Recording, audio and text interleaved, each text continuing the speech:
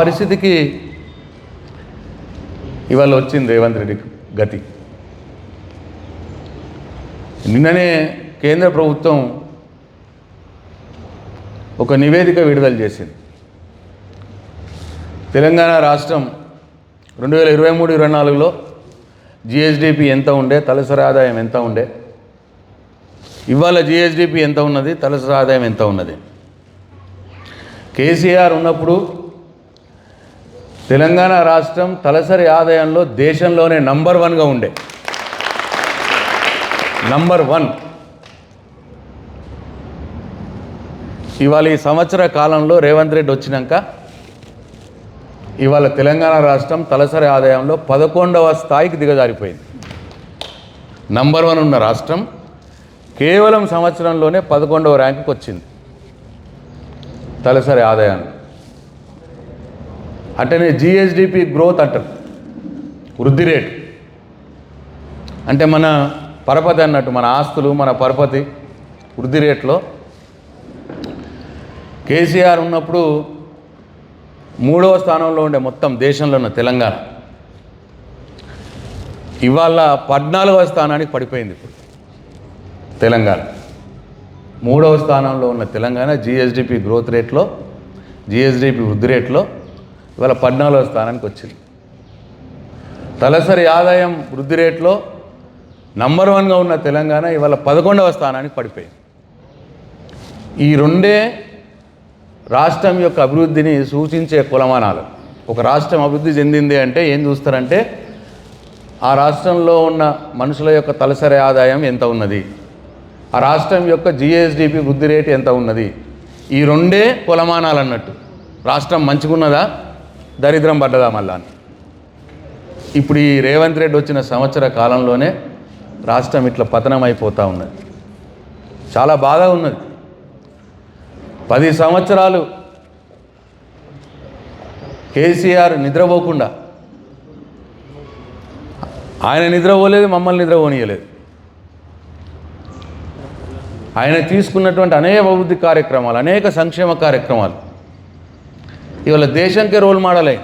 ఆయన ఏది తీసుకున్న స్కీము, ఆయన రైతు బంధు తీసుకుంటే తర్వాత కేంద్రం వాళ్ళు ఫసల్ బీమా యోజనను తీసుకున్నారు, కిసాన్ పిఎం కిసాన్ యోజనను తీసుకున్నారు. మనం ఇంటింటి నల్లా పెట్టి నీళ్ళు ఇస్తే మిషన్ భగీరథ కింద తీసుకుంటే వాళ్ళు హర్ గల్ హల్ జల్ అని చెప్పి ఒక కార్యక్రమం తీసుకున్నారు కేంద్ర ప్రభుత్వం. రాష్ట్రాలు కూడా, వేరే రాష్ట్రాలు కూడా ఇట్లా. ఇక్కడ కేసీఆర్ ఏది చేస్తే అది కేంద్ర ప్రభుత్వం కూడా పాటించిందో 2-3 సంవత్సరాల తర్వాత ఇదో బాగున్న తెలంగాణలో అని. అంత గొప్పగా తెలంగాణను తీసుకుపోయింది కేసీఆర్. ఇవాళ దరిద్ర పోటోడు వచ్చి ఈ మూర్ఖుడు నడిపించే శాత కాదు, తెలియలేదు, ఇవాళ తెలంగాణ మళ్ళీ కిందికి పడగొడతా ఉన్నాడు. ఈ అంతెందుకు, ఇదే నగర చౌరస్తాల ఈ నగర్ మెయిన్ రోడ్ మీద కేసీఆర్ ఉన్నప్పుడు ఎకరం భూమి ఎట్లుండే, ఇప్పుడు ఏమైంది?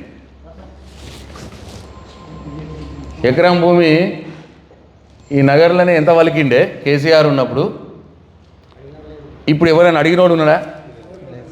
గదే ఇక పడగొట్టుడు రాష్ట్రం అంటే గిదే.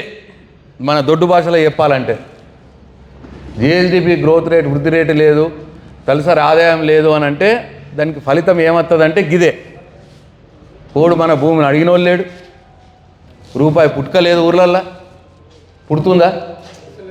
కేసీఆర్ ఉన్నప్పుడు రూపాయలు ఎట్లా వెళ్ళినాయి, ఊర్లలో ఇట్లా ఆడినాయి. ఇవాళ పుట్టుకనే లేదు, పైసా పుట్టుకనే లేదు. ఇట్లా తెలంగాణ ఇవాళ ఏం లేదు, ఫకాతు భూములు అమ్ముకునే పని పట్టిండిగా.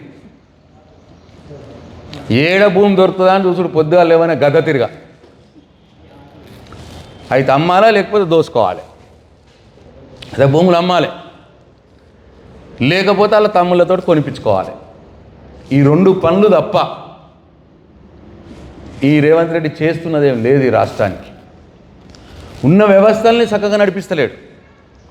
కేసీఆర్ కరెంట్ మంచిగా వేసిపోతే ఇప్పుడు కరెంటు కోతలు. 1600 మెగావాట్లు కొత్తగా వచ్చింది ఉత్పత్తి రాష్ట్రంకు. కేసీఆర్ ఉన్నప్పటికంటే ఇప్పటికీ మనం అప్పుడు మొదలుపెట్టి ఫ్యాక్టరీలు మొదలుపెట్టి కరెంట్ ఉత్పత్తి చేసుడు మొదలు పెడితే అది ఇప్పుడు ఈయన టైంలో వచ్చింది. 1600 మెగావాట్లు కొత్తగా వచ్చినాయి. అయినా మరి కోతలు ఎందుకు అర్థమవుతలేదు, నడపచేతనైతలేదు. కేసీఆర్ పెట్టి మిషన్ మీద పెట్టి పైప్ లైన్లు వేసి మోటార్లు పెట్టి పంపులు పెట్టి అన్నీ పెడితే నడపచేతనైతలేదు. కేసీఆర్ కాళేశ్వరం కట్టి ఓ 3 బ్యారేజ్లు, 14 పంప్ హౌజ్లు, రిజర్వాయర్లు, 100 కిలోమీటర్ల సొరంగం, 1000 కిలోమీటర్ల కాల్వలు, 18 సబ్స్టేషన్లు, ఇట్లా ఇవన్నీ వేసి కాళేశ్వరం కడితే